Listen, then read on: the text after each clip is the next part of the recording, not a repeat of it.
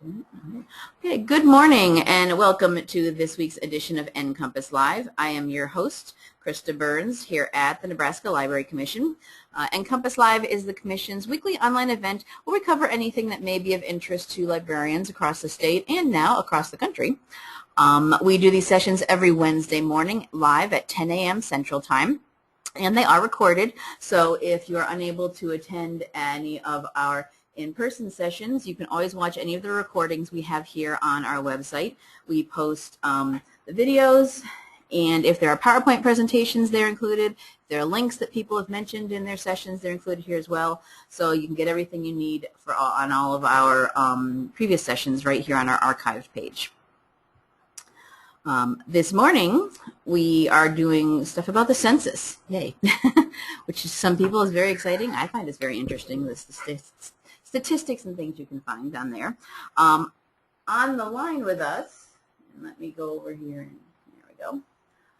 We have David Drozd from the Center for Public Affairs, Drozd, sorry, research at the Nebraska State Data Center. He's up in Omaha.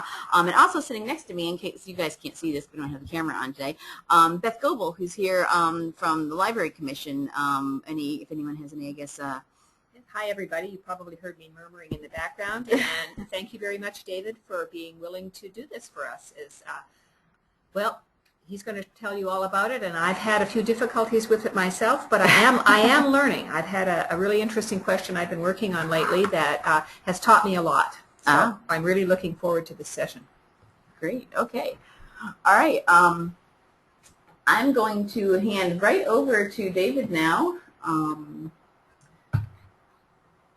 Hand over control to you so you can share your screen, and we can start. You can start your presentation. You should be seeing the. Okay, I'm going to load my PowerPoint now. Yep, we see your screen. Okay, well, we'll go ahead and get started. Well, it's a joy to be here along with you in cyberspace, I guess, to lead this presentation on the census. And we do trainings on census-related topics all the time, so this is right up our alley. So hopefully we can give you some good information and lead you through the Census Bureau online data retrieval tool, which will continue to be utilized. There's a brand new version of that called American FactFinder 2. The original system was just called FactFinder, and now they made a very creative name in FactFinder 2. So I'll lead you through a few items, though, before we go to the actual site, because I think it's important that everybody's on the same page. And for those of you who work with census data often, this might be a review, but you know, and fairly generic. But I do want to bring everybody on the same page because it will make a difference when we go onto the site, in that we're knowing the easiest approaches for getting to the data we're interested in. So let's get started just with some terms and definitions. First of all, as you're familiar, the decennial census is done every 10 years, and that's done that way because it is in our Constitution, and they reapportion the House of Representatives based on that population. So you're probably familiar with that. What you might not know is that how the census is actually taken. Okay, and let's talk about the different forms that they have. In 2000, there were two different forms. A short form that went to most households, and then a longer questionnaire that went to a sample. But in 2010, with this most recent census, all households received only the short form, which had 10 simple questions such as your name, address, gender, race, and age, and very simple demographics. Okay? But again, back in 2000, there was also a long form, and that was used to record socioeconomic characteristics such as marital status, income, employment, things of that nature. So that is no longer done on the decennial census, but it is taken care of now on a new product called the American Community Survey, and that's done annually.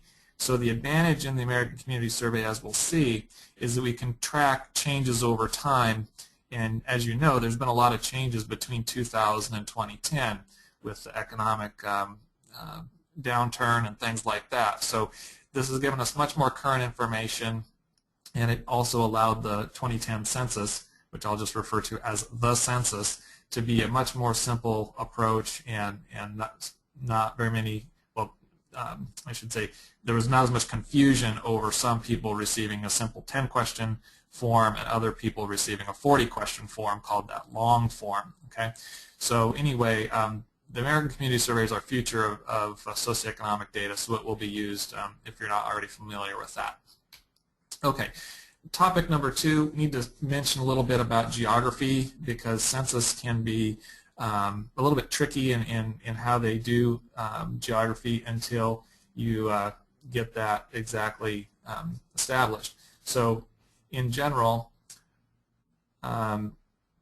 we have a size continuum that goes from both small to large as well as large to small, and that can be useful depending on what you're trying to do with the particular data. Some people are interested in large geographies such as states and counties, and other people are looking at smaller geographies such as blocks and groups of blocks. So it kind of depends what you're working with. But in addition to that, we also have a size continuum. Let's see here. Get back into this here. Okay, we also have differences between what are legal boundaries and then what are census boundaries. So I'm going to talk about some of the differences there. So some examples here, if we have legal boundaries going from large to small, we obviously go from the U.S. down to states such as Nebraska or others, specific counties, cities, and townships. Those are all legal, sometimes voting boundaries. But in the census world, we also build up from the specific block where a property might be located in a housing unit where people might be living. So people can understand the typical city block, but also blocks are assigned in rural areas and all across the country. And they have to be bounded by physical features, such as roads predominantly, but also streams or railroad tracks or some physical feature that we can delineate. So when you have the block then and you combine 20 or 30 of them together, you create a group of blocks, and that's important because that's the smallest set of information that we can get the socioeconomic characteristics off of that long form or the American Community Survey. Okay? The block, as we'll see, can only get data from the census. If you combine 3 or 4 of those block groups together, you create this neighborhood unit called a census tract, and the tracts typically have an average of about 4,000 people, and they're a key geography because they're the smallest level at which almost all tables are provided. So for block groups, certain items are suppressed just due to confidentiality and other purposes, but census tracts have almost all tables available at that particular level. So I'll just move on here. If you combine tracts together, you can create a 100,000 person unit called a PUMA. It stands for Public Use Microdata Area. And what that is beneficial for is that that's one of our smallest geographies that we can get annual American Community Survey data for. It's a size that, again, has over 100,000 people, and as we'll see in a few moments on the slides, to receive annual ACS data, the area has to have at least 65,000 people. There's a threshold. So anyway, that's why that PUMA is important. And then you see some of these others here, such as zip codes, metros, and divisions and regions. So those are more census terminology. Let's take a look at some examples of that. Here's a particular block in Omaha, Nebraska, where I'm presenting from. And as you can see, it's shown here in the yellow shade. And this particular block is long and rectangular. Like most blocks would tend to be square, but this one where the street doesn't go through, again, it has to be bounded by those physical features, so it's there in that color. I don't know if it's easy to see on your screen, but that block has a number here of 4,001, okay? And it's here in the census tract 74.06. I know that just from the shading here of the coloration on this kind of census map. So remember the shape of that block as we expand now to the broader group of blocks, just putting 20 or 30 of those together. Here again is our original block, 4001, and then you have all these surrounding blocks, and again it's kind of hard to see with the shading, but all of those are going to start with the 4. And here's 4006, 4007, and those create what's block group 4. So again, roughly 20 blocks or so combined as a group for which we could get the smallest level socioeconomic data. Okay, and this is here along Pacific Street and 132nd in Omaha. As we expand to the census tract, it becomes a full square or a section of land. Here again is our original block, 4001, roughly the block group here in the northeast quadrant of that square. And then the census tract again combines 3 or 4 of those block groups together to create another type of geography for which we can get information. Okay? So I'm going to take a break now and go back into the actual FactFinder system to show you how you can find out the types of locations for these geographies for any address. So I'm going to go into the system now, which is all internet based, and I'll back out so you can see how to get here. This is from the Census Bureau homepage of census.gov, and the page has just been redesigned in the last couple of weeks. So where we go to FactFinder now is through the data menu in American FactFinder. There is also a link for it in the kind of the everything section here down at the bottom, and again American FactFinder. So I'm going to click on that. Either link will take you there. And what's going to load is kind of a home screen for the FactFinder. I'm going to click on onto the main button where it will typically load. And in the over on the right side, we're going to see you can enter any address and find data and geography for that. So I'm going to click on that address finder, and that'll geocode any address that was in existence at the time of the census. So it's going to default to 2010 census geography since that's the most current. I went ahead and decided, just as an example, to put in the address of the Library Commission. So it's just 1200 N Street in Lincoln, state of Nebraska. You don't actually need the zip code. It will pull up without it, even though that field is there. You hit go, and it's going to pull up this series of results for the various geographies that that address is in. Okay, so we can see it's a certain zip code. It's within the city of Lincoln, state of Nebraska, etc. I'm going to go ahead and click on the block, and what that's going to do, you're going to see it move up into this left-hand portion of the screen over here where it says Your Selections, meaning I've simply selected to get data for that block. And the reason I did that is that now that I have it selected, if I click on the map key over here, it will show me what that block looks like. Now, depending on the day, sometimes it will show the roads that surround the block, and sometimes it will not. So we'll see what kind of luck we have with the system here, because you really need to see the road boundaries in order for the area to make sense. Okay, so okay, it looks like we're getting lucky here with at least a few road boundaries. I'm going to click on my pan so I can kind of move the screen a little bit. And what we're going to see is that, again, this 1200N block, as it updates here, is running again from 12th Street to 13th between N, and I'm going to assume that this is M to the north. I'm sure if I scrolled around here long enough I could find a label for that. But that's where it should be. So we know that that's correct, and that is important. Actually, it's O is north of us. M's the other way. It goes, oh, okay. So that way we're all on the same page with where that's at. So I'm going to let this finish loading. It's usually best just to let the system do what it needs to do before trying to go on.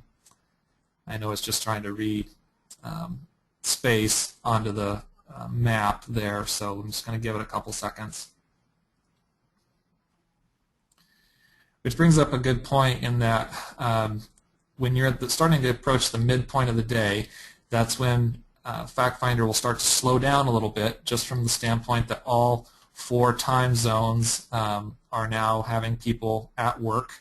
So a lot of times it's best, if you need to do a lot of FactFinder information, working on either early in the morning or late in the day, where a few time zones might not be on the system because they will not be at work. So that can be helpful from time to time. Okay.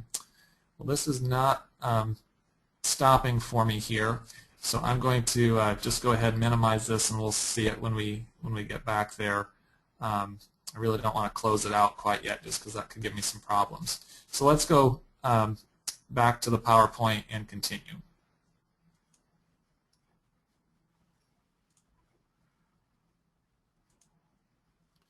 Okay, so when we have data and geography, it kind of creates this quandary in that there's a trade-off or a duel that's going to take place between the two of them. And what I'm referring to there is that this trade-off exists between geography and data because the smaller you go for geographies, the less data will be available. And that is due in part to confidentiality restraints. As you can imagine, if you had somebody with really high income on a particular block and you got information for that block, you could identify that individual potentially. So they will never release income or any other socioeconomic information at the block level. So within that, as we go to larger and larger geographies, there can be benefits there in the fact that the data will become more accurate. And this is a simple function of sampling from the standpoint that in the American Community Survey, since it is a sample, they combine the survey records together for a certain area, and the more completions that they have, the more accurate that data will be. So as we evaluate this, sometimes if you want to get particular data for a specific geography, let's say a census tract, you might not be able to get that information.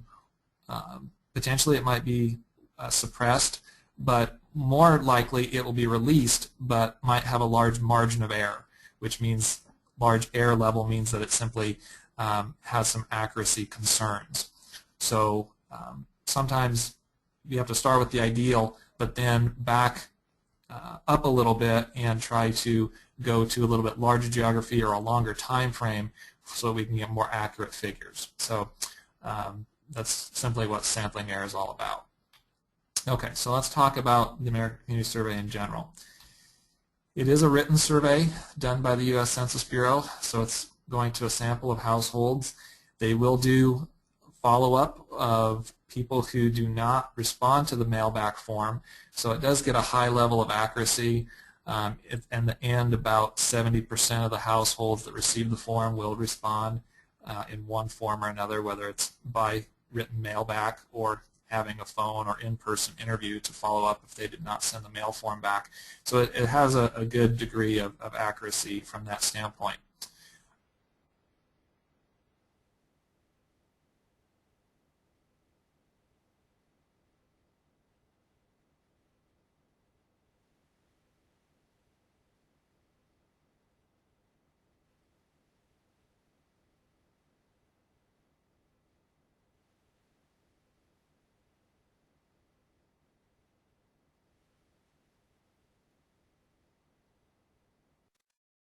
Recipiency can be an important item for especially grant writers who might need to demonstrate need for a certain project or application that they're working on.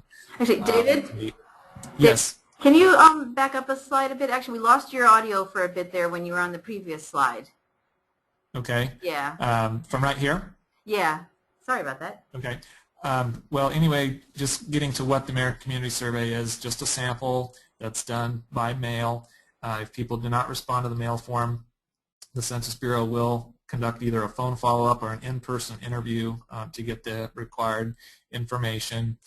The advantage of the ACS, again, is that it's done every year, so it does give us current information, and it is really the future of where our socioeconomic data is going to come from.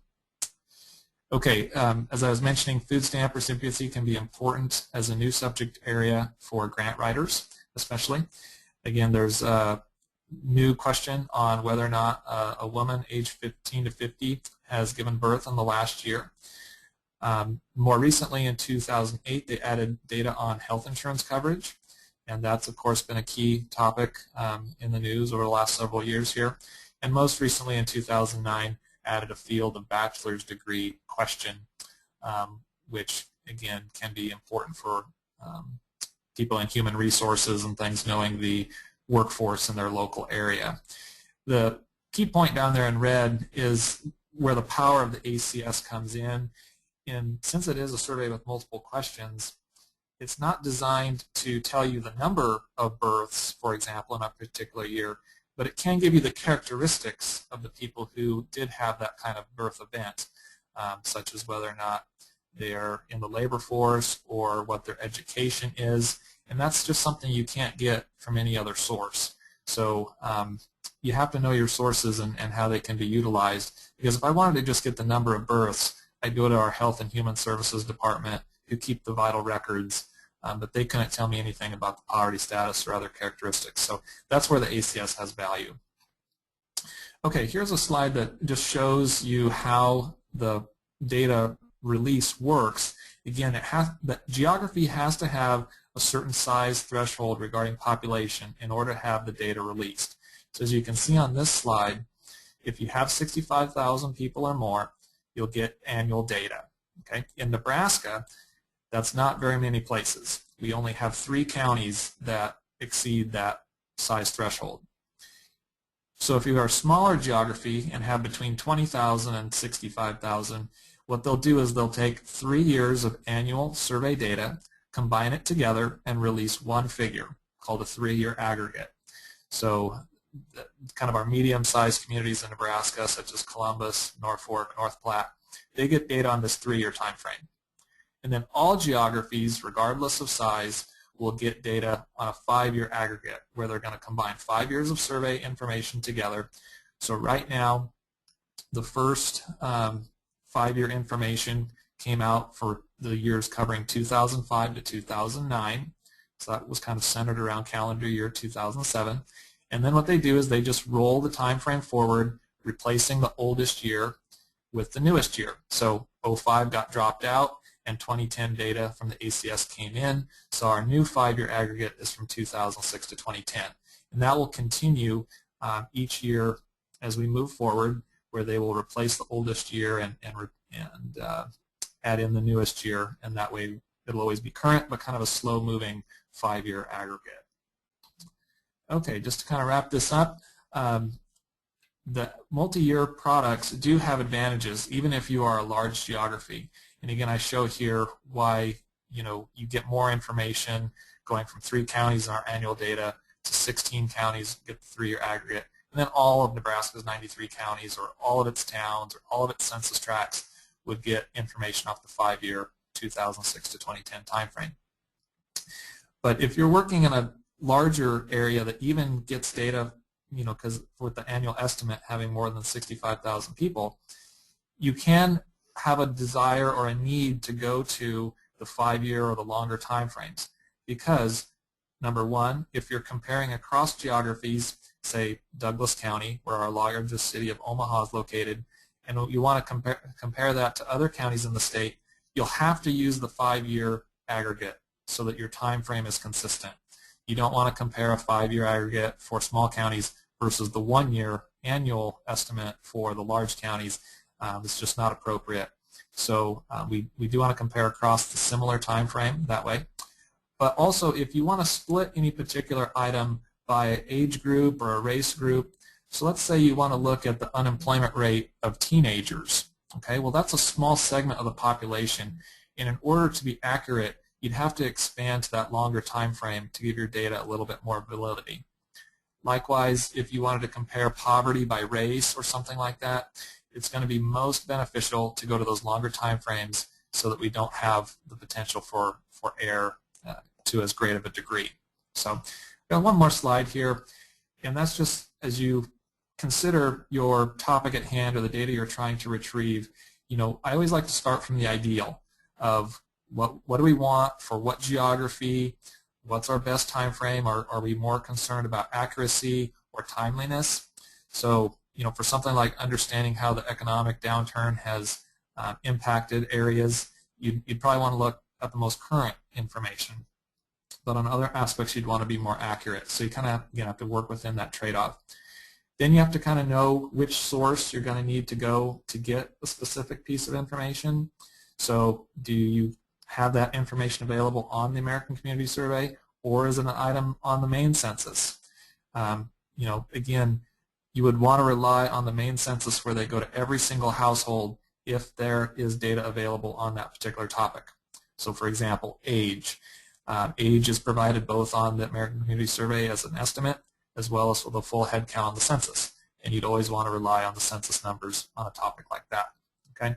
And finally, kind of have to ask yourself, what trade-offs do you want to make, not only for if the data is not available, but if it does exist, kind of have to question how accurate it is, or is there a potential problem, and we'll take a look at some of that data actually on the system. But again, you can go to a longer time frame or to a larger geography to make your data more accurate and avoid potential problems.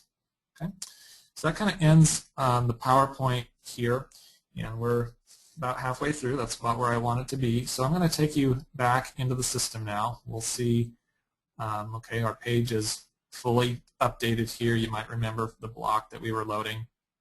I'm just going to click back onto the address bar, and it's going to pull up again all the different geographies that were in that particular location. I'm going to go ahead and click the block group as well, just so you can see again how the two relate to each other. And as I click that, it moves over into my selected search box. So if I click back on the map, it should now show both geographies together in a slightly different shade so that we can see and have that make sense. So we'll see if we can get this to load up here. Okay, so here comes the street. So you can see that this particular block group is running from about 9th Street on the far west over to 17th, from R Street on the north down to K. So it's kind of, again, about a 20 block area or so. And again, here is the 1200 N Street where the Library Commission is located. So you can see how the two relate to each other. You could go through, find the census tract, and all those kinds of things, but we'll just leave it at that. So when you, again, use that geography address search, you can select some data. I'm going to close out of this geography menu. And what you're going to notice is that we have this certain set of search results here, and they're all going to say 2010 at the beginning of our hits list because, again, block level data that we have selected is not available from the American Community Survey. So it's going to automatically take all of the ACS tables out of our results list because that data just doesn't exist. From here, we could type in our item of interest. So if we could look at something like total population, okay, hit enter. It's going to search on that keyword terms, okay? And what you'll notice is that the housing tables kind of come first. So we could look at something like population in housing units, but also the main population table is right here, P1. So I'm clicking on the check boxes to select those, and when I'm ready, I hit the View button, and it's going to pull up the data for that particular block as well as the entire block group. So let's let it load here. Okay, and not surprisingly, for that particular block, which is downtown, there were no people living there in housing units, but for the entire block group, there were 612. Okay, I'm going to forward here to the other table to see if it matches, because there could be people living in group quarter style settings, and there obviously is some sort of group quarter in that facility because the first table again was population and housing units. This one is all people. So again, in the block there were no residents, but for the block group almost 1,000 people in that particular location. Okay, so you have the data that way. When you want to kind of change your search, you just hit that back to search key, and it will kind of pull up and remember exactly what it was that we were looking for. Okay, and when you're at this point, you can hit clear to remove the items that you had selected. And I wanted to show you one other item that could be of value to you, or just want to make a point in that as you start working with FactFinder, one of the most beneficial things that you can start to do or get a feel for in this new system is to memorize or write down the table numbers of items that you look for often. Because as you can see here, when we type the general term of population, we have a lot of hits. Okay, there were over 90 tables that we would have to filter through.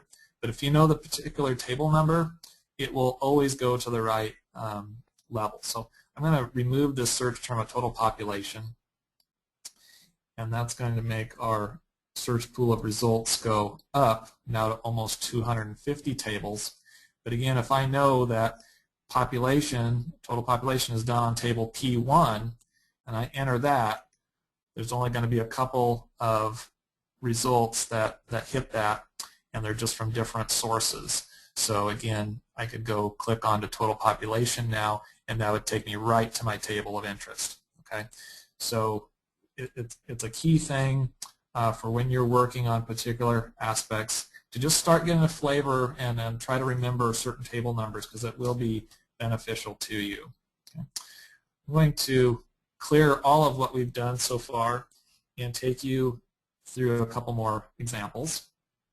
So when you log in onto the FactFinder system, it loads up in the main page. And there are certain items that you can do right from the main page.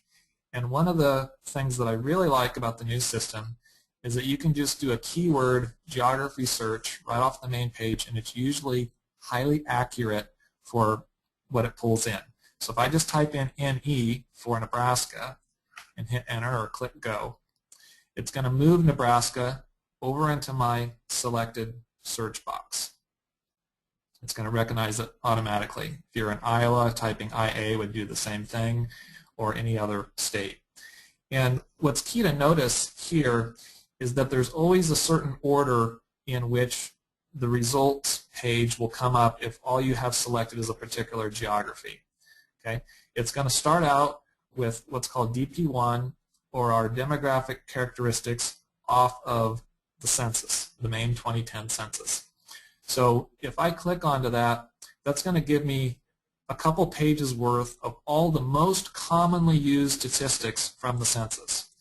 Age, gender, age by gender, racial information, Hispanic, Latino. Okay, so you can kind of see how this starts to structure, where you get your age data at the top, then males by age, female, racial information, as well as Hispanic or Latino by race. That's what we would typically use, because in the census world, first of all, you're Hispanic or Latino, or you are not. So that's kind of the first question. And then they ask, well, what racial group do you belong to? White, black, Asian, and all the other standard categories. But when we look at, say, white, non-Hispanic, and these other groups as being non-Hispanic, that will add up to 100% or the full total population without any double counting. In the racial information that's up above, for example here, black, African American, that would include a handful of individuals who selected they were Hispanic as well as black. But down here at the bottom, and then we can just look at these numbers, 82,885, when they are not Hispanic and black, it dropped it down to under 81,000. So again, the top section has a little bit of double counting, the bottom does not. As you move forward, again, there's information on relationship as well as types of households. And, you know, I often get questions about, you know, people living alone, or especially if they're older and living alone, things like that. That table is already provided here on the main set of information, so it can be quite useful. Other useful items are the home ownership rate, occupied housing units who are owner-occupied. So Nebraska had about 2/3 of its homes being owner-occupied in the 2010 census, so that's all available right off that key first page. Okay, I'm going to go back. So that shows you the census information, kind of a quick catch-all that usually hits, you know, most of the key items that people might be looking for. Okay, if you're looking for something more specific, then, you know, you have to search through the detailed tables by using some, again, these search terms.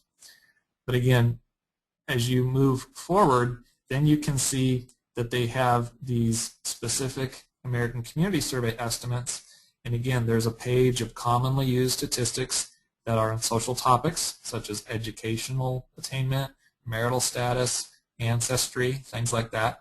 You can see the different 1, 3, and 5-year options that you have. So if you want to be more accurate, go to the 5-year. More current, select the 1 year from the 2010 only. Okay.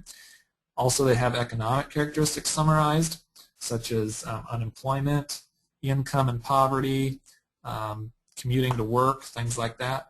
And then there's housing characteristics such as when the housing unit was built, its self-reported value, and things of that nature, how many occupants it has, and whatnot. So those items can all be quite useful. One of the things that's frustrating on FactFinder is that it defaults to only 25 records, so I almost always switch this down to be a larger pool of responses just so that you can see more. And once you get through kind of those demographic profiles, then they have some of these quick tables, which are also commonly used sources where you can provide a lot of information on a particular topic and get it quite quickly. Okay, so those are also very good. I wanted to come down here to this one that starts with the C, and that means a comparison profile, meaning you can look at a certain statistic over time in the American Community Survey. So I wanted to just click on the economic one to have that load so that you could get a picture for what this looks like. And this will have the same structure as the demographic profile, but what this one is going to do is, again, show you all the estimates over the last 5 years or so annually and lets you make a comparison. So in Nebraska, for the American Community Survey, we can see that the unemployment rate was coming down when times were good, bottomed at 4%, and now has risen as the recession and its impacts have taken hold. So you can see how that value has changed over time. You could go down to the income section, and one of the things that these tables are always going to do is inflation adjust items to be in 2010 constant unit dollars. So you don't have to do that yourself. The Census Bureau has already done that. So these dollar figures are what we're going to call in real terms, meaning that they've already accounted for changes in inflation or the value of the dollar. And we can see that in general it's kind of stayed steady.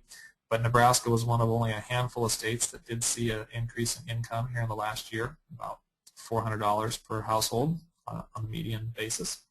Or again, you could come down to something like poverty and take a look at how poverty has changed. Typically, we look at poverty of all individuals, and again, it was bottoming again when the unemployment rate bottomed at less than 11%, and now it's about 13% on poverty. So it gives you a quick sense of how things have changed over time, and that might be all that you need. Okay, I'm going to go back to the search here.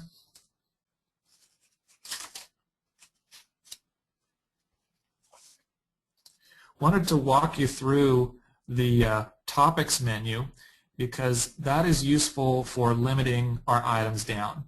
So I'm going to click onto that key, and the way that the new FactFinder works, it's largely a filtering system. Okay, so you can use these various aspects here to go through and limit your possible choices. So if you know that you want data from the 2010 year, okay, let's click onto the year.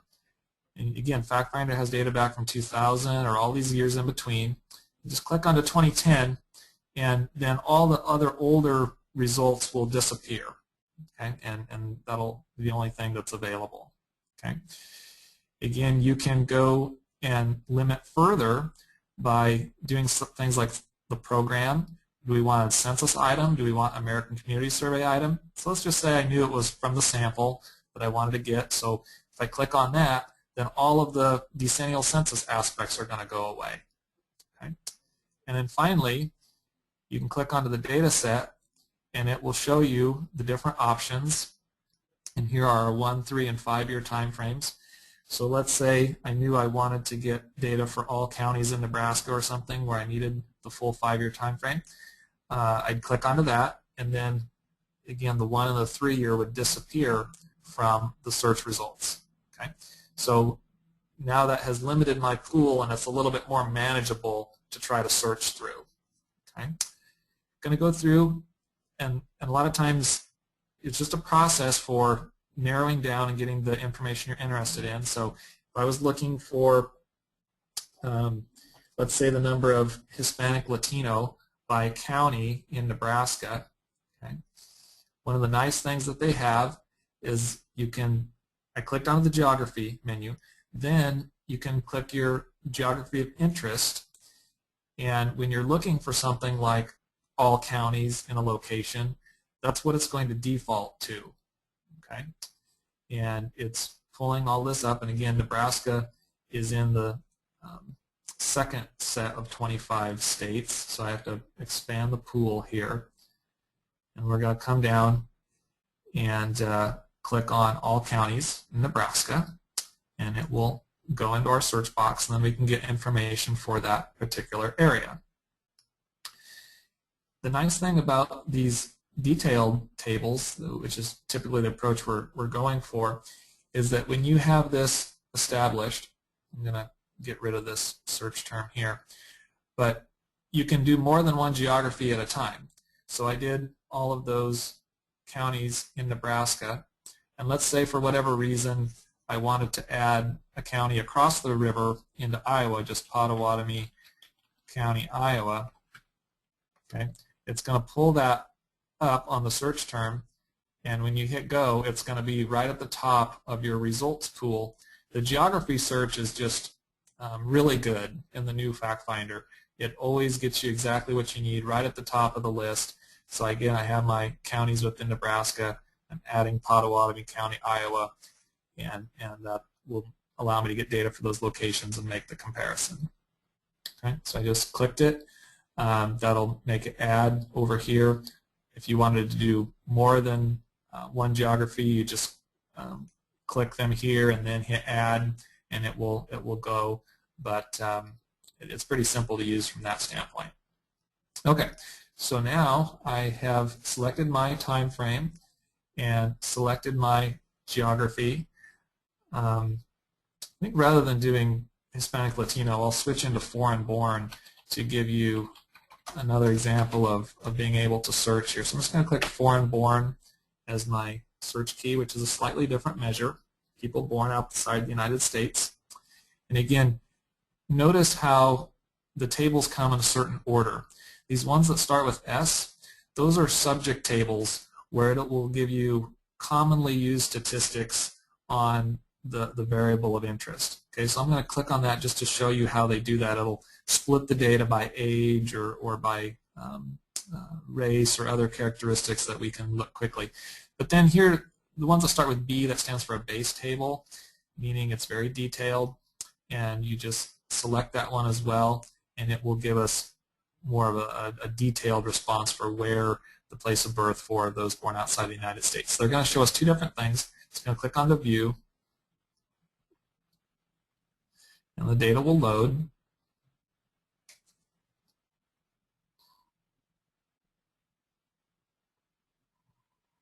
Okay. For this particular subject table, it looks like they are limiting the subject table down to having a certain threshold again. That's not because the data doesn't exist, it just doesn't allow you to retrieve it in this detailed format. So again, you can see there's 40 geographies or 40 columns that this has loaded for, and on the subject table, looks like it meant for our largest geographies of Nebraska and Douglas County.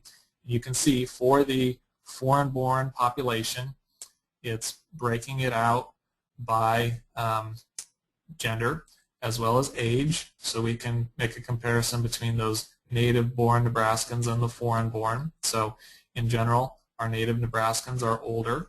Foreign-born Nebraskans tend to be a little bit younger. They'll go through, split it by race and ethnicity, look at specific items such as marital status or school enrollment.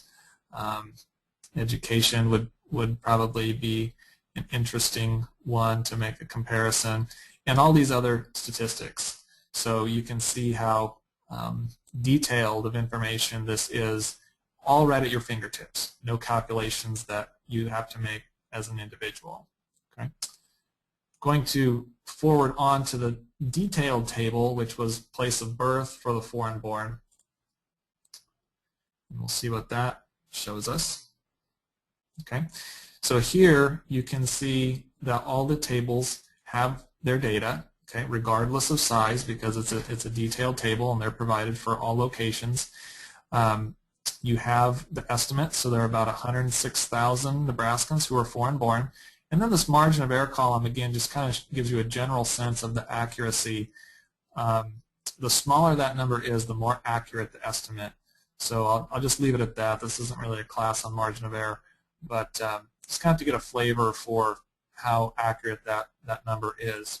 So you can go through and see then all of the detail for the different locations. I had a reporter working with me recently regarding St. Patrick's Day coming up and Nebraskans who were born in Ireland. And you can see it's a relatively small number of current residents who were born abroad, but a lot higher number of people would list an Irish heritage or ancestry. So again, you have this full set of data for all those locations. You can make your comparisons. With a table this big, you probably want to go through the download menu to pull it into some sort of spreadsheet. And there's different formats you can use. Typically, I use the CSV file, so I would click onto this one, hit OK, and it would start to load up into Excel and those kinds of things. It comes as a zipped file, which is kind of a pain because you have to unzip it before you can access your data, but it will work. Okay, I'm going to hit cancel on that. I'm not actually going to do it. Okay, let me go back once. I want to show you another aspect really quick of what can be powerful and useful in the FactFinder system. Okay, I'm going to get rid of this foreign-born search item. So whenever you want to eliminate something, you can just click the red X and it will kind of repaginate. I'm also going to have a census item here, so I'm going to get rid of these American Community Survey aspects. I'm going to leave the counties the same, that's fine. And what I wanted to do is show you how to search and filter the actual data. So again, knowing that Hispanic Latino data is on table P2 of a certain file, I'm just going to type that in because I know I'll get it as a search result. And here's the one I'm looking for, Hispanic or Latino. Okay, I'm going to click onto that, and it's going to pull the data in. So let's just let that load. What I'm going to do here is manipulate the table. Okay, so you can see how there's a lot of information here. There's all sorts of cells for Hispanic, Latino, and all these various detailed racial group combinations. Here's white, American Indian, and Asian combined in multiple racial groups. So I'm only interested in Hispanic Latino out of the specific large table. So I'm going to click on this Modify Table button, and it's going to give me some options here. The first thing I'm going to want to do is eliminate all the specific rows that I don't need. So I'm going to collapse all of this not Hispanic into that particular area there, and then all I'm left with is Hispanic or not Hispanic and the total population. Okay, so it really condensed that. From here, I can transpose my rows and my columns because, again, the FactFinder is not going all the way over to the right for our 93 counties in Nebraska plus Potawatomi. So I'm going to transpose those rows and columns, and that way I can see it all on the same page. Okay, so from here, if all I needed was a hard copy, I could print that out and be done. Or you can do certain other manipulations to the table here. Number one, I could take and sort this descending. So I'm going to get my largest areas of counties with Hispanic Latino just by clicking on that down arrow button there. It gives me my choices. You could select something else, but I'm going to descend on Hispanic Latino. Then we're going to see which Nebraska counties, as well as Potawatomi, Iowa, where it would rank regarding numbers of persons who listed a Hispanic, Latino ethnicity. So like, obviously Douglas County is number 1, as well as some of these other large counties, but Potawatomi County would be kind of down the road a ways for comparison. Okay, so that is quickly and easily done. Sometimes you can even filter the data. If you click this here and let's say you don't want all of the really small counties where there's less than 50 or less than 100. Okay, so if you want to filter that, you just click on the filter button, and it's going to allow you to create some kind of search term. So I'm going to go greater than or equal to 100 people of Hispanic Latino origin in the county, and it's going to limit it to that then on your search here. Okay, so you can see how that would all work there. Again, you could print this hard copy, you could download it again. From Firefox, it's really easy to take things right into Excel.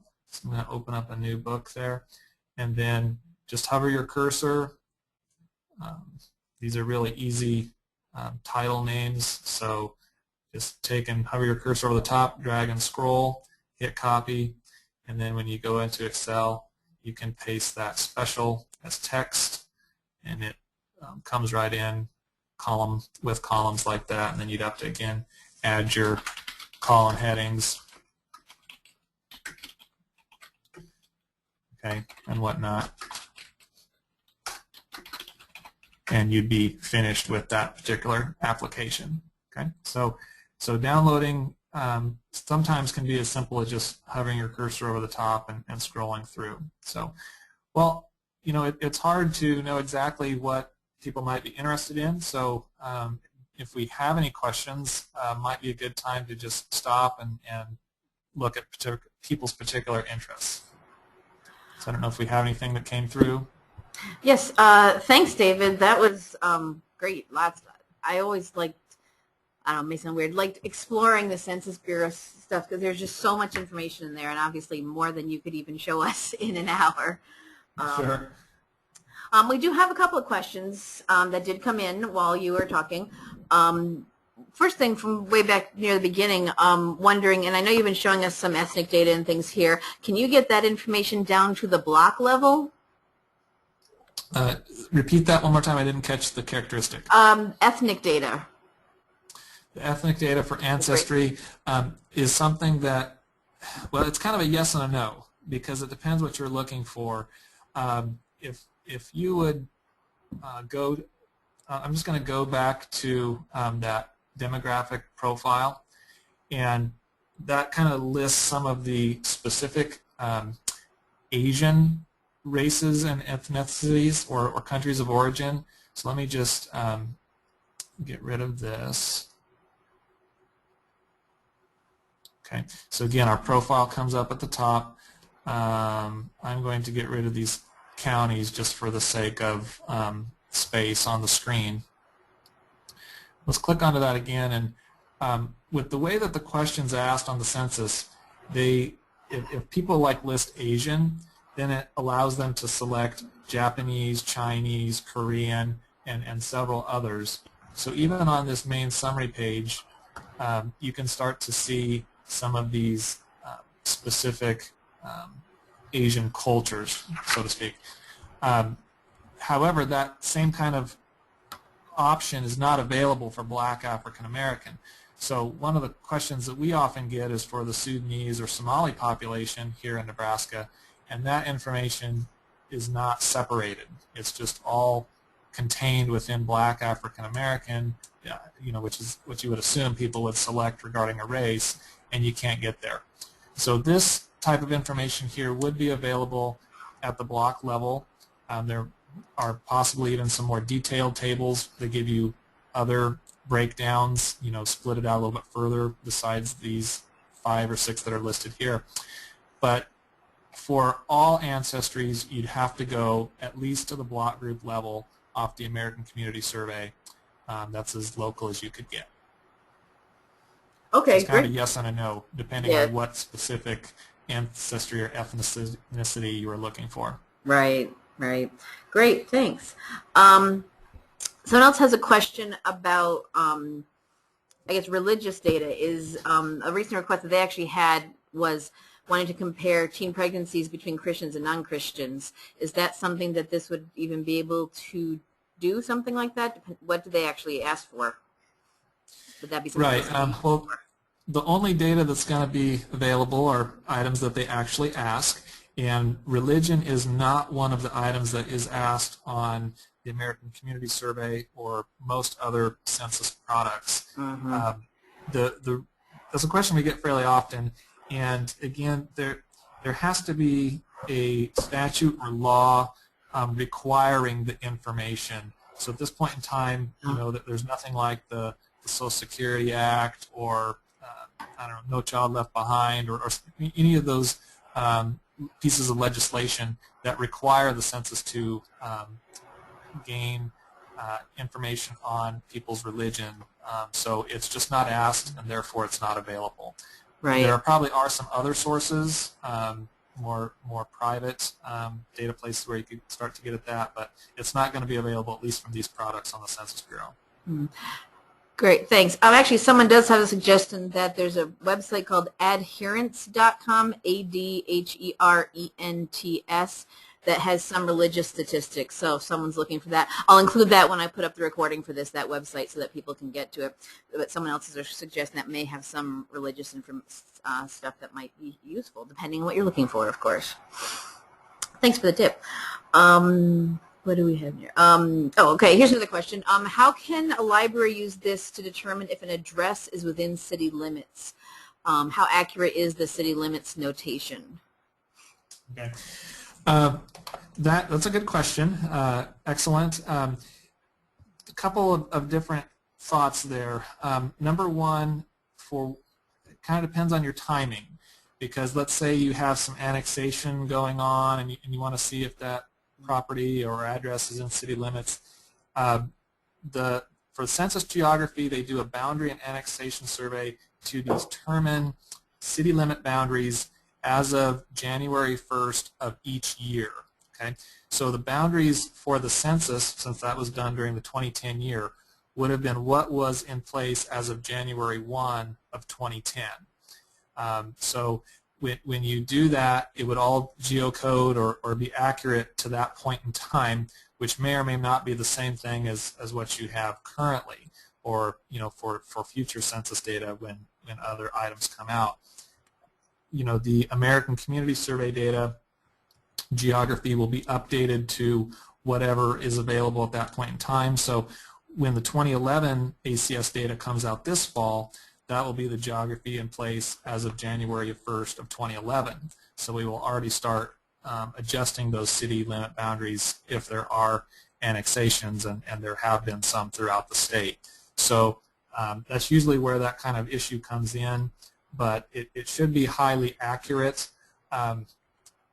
From doing that address search that I showed you.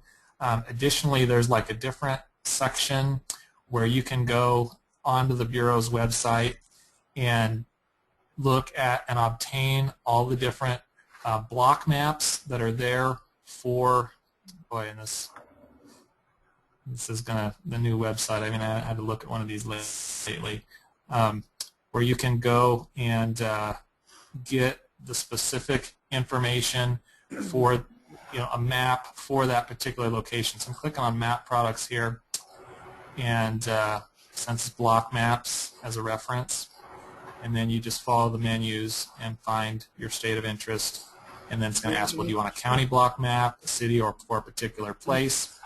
So again, find your place, the specific one of interest. I'll just pull up one of these. Let's say you're interested in Albion, so you click on that, and it's going to show you the exact city limit boundaries for the 2010 census.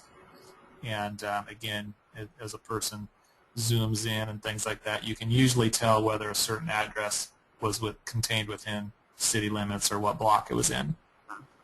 I hope that answers your question, kind of a long roundabout way. Yeah, great, thanks. Beth has some. Hi, David. This is Beth. I have a question too. Could you explain how and I can see that right on this map, how the term precinct as used by the Census Bureau relates to a voting district in terms of voting districts? Sure. Well, that's a hard question because, as you know, things are being redistricted and voting districts are changing and precinct boundaries are changing, and they like I know I just had to do something at the elections office, and the precinct numbering system has changed now that they've redistricted. So that can be difficult. In general, Census Bureau is relying on the voting tabulation districts, which in some locations match up to the precincts, but in others cases it does not. And what I found is that in general the voting tabulation districts match up with the county level precincts, but they do not necessarily match up with city level precincts or wards, which is kind of a different ball game or geography. So we helped a lot of people with their redistricting, and usually what we had to do for city wards is to just know their boundaries, and then we'd go pull up the block files and do it block by block. But in general, that's how it relates. The voting tabulation districts match the county precincts. Thanks. Anything else? Okay. Okay, great. Thanks, David. We don't have any more specific questions, just more of a general thing is, are there any other resources online or in print that would help someone learn how to use this? I guess maybe other things that librarians might use or that they could possibly pass on to their patrons at their library, besides this session that we just did, of course.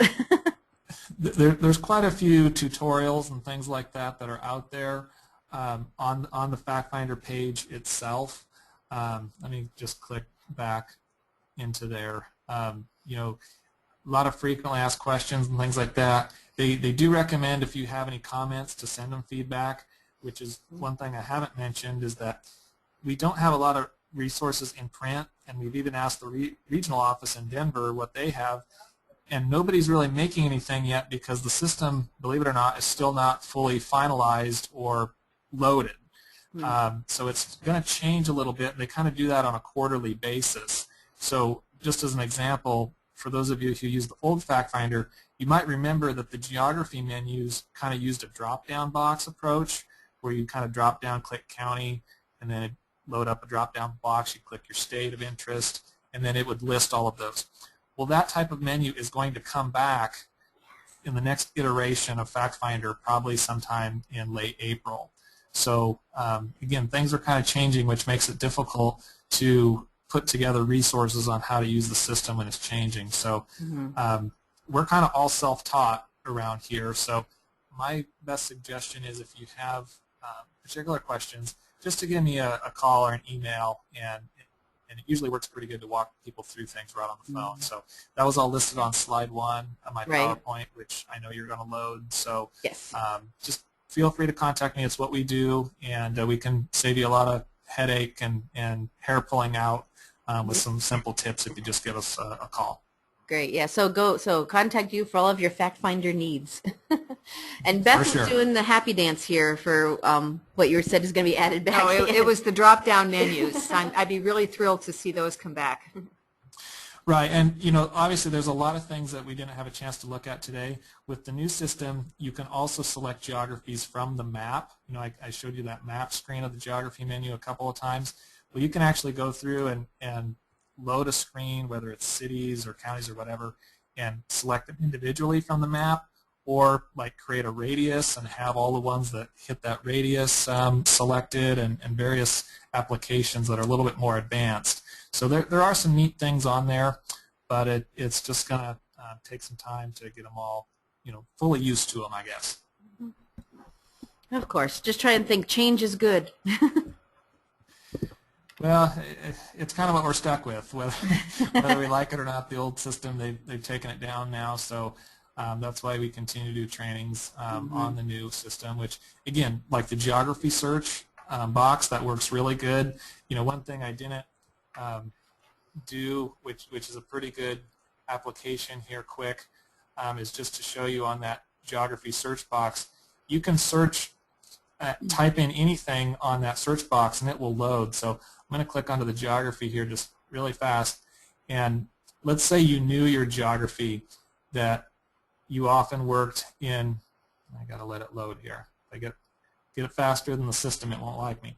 But if you can just type in census tract, say 11, which is in downtown Omaha, Douglas County, Nebraska, okay, just write it out specifically like that. It should be my first hit here in the search term result box, and that is, you know, quicker than any of the ways that we used to be able to do it in the past. So again, the geography search is really good. The subject search is okay, but again, it's much better to have a table number if you're familiar with the product. You know, you just start to memorize them. Like, I know median income is B19013. You know, it's just what you get used to for what you have to do. And with FactFinder, it's all, you know, you make it work for what you typically need it to do. And there's no one set right way or wrong way to go about getting your information. Right. Great. We do have one final question that we'll ask for very quickly. How does the ACS compare to the Survey of County Business? Is there any cross-reference there? No, they're really independent. You know, they're probably going to different sampling frames. So, you know, with the ACS, they go to housing units. With something of the business nature, they're probably going to more establishments of that style. So I don't think that there would be much overlap there. Right, so you'd use both. Okay. Great. All right. Well, I think that we'll wrap that up now for this morning. Thank you very much, David. Like I said, that was great information, a lot of good questions. And I think a lot of good information. What needs to be explored more. I think there's just so much in there. I'm just kind of overwhelmed myself with seeing all the different things that are in there and wondering, what can I look up next? Yeah, well, again, it's just kind of a filtering approach. So hopefully, like with the PowerPoint in hand and understanding the different data sets, it can help guide a person. Because again, when you get that first list of search results and there's like over 1,000, yeah, it definitely is overwhelming. So yes. You know, limit it by year or geography, of course, helps, and that'll make it a little bit easier. Great. Okay. Well, thank you very much. Okay, I appreciate it. Yep. And as we said, the session was recorded, so everything that David talked about will be available, and the PowerPoint will be available, and links to all the websites as well. I'm going to take back my control here and say thank you to everyone for attending. And we back up here. Hope you'll join us next week, where our topic is, well, the title is Finding the Good Stuff. We just got this scheduled yesterday, so you might not have heard about it yet. Laura Johnson, the Continuing Education Coordinator here at the Library Commission, had this idea for sharing how we keep up to date on things, library things, any personal things, whatever. How do you keep track of what's out there? RSS feeds, journals, on the web, Facebook, whatever. And she'll be here, and Michael Sowers, our Technology Innovation Librarian, will be here to give little tips on using RSS feeds if that is how you keep track of things. So if you're interested in finding out how can you keep track of everything that's going on, join us next week. And if you have any of your own ideas, we'd love to hear them as well. We're going to encourage people to share how they keep up with anything that they are trying to follow. So thank you very much for being with us this morning, and we will see you next week. Bye-bye.